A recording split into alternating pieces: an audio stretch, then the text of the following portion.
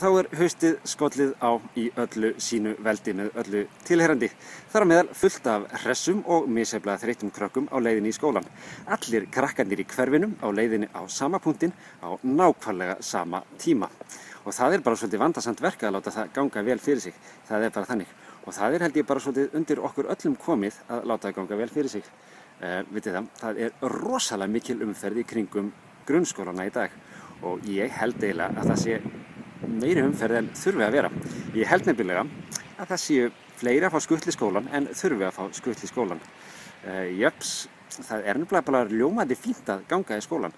Það bæði hollt og hressandi og ef að fleiri ganga í skólan þá eru færri bílar í kringum skólana á morgnana og það öruggara fyrir alla. Það sem sagt bara svona vinn-vinn dæmi. En að sjálfsögðu þá veit ég að það geta ekkert allir gengið í skólan. Aðstöðarnar bara misjafnar hjá fólki.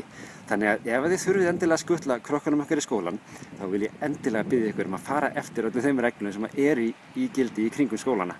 Notið endilega sleppistæðin og bílastæðin, ekki vera að láta krakkan út bara hvar sem út á miðri götu uppi gangstétt eða eitthvað svoleiðis.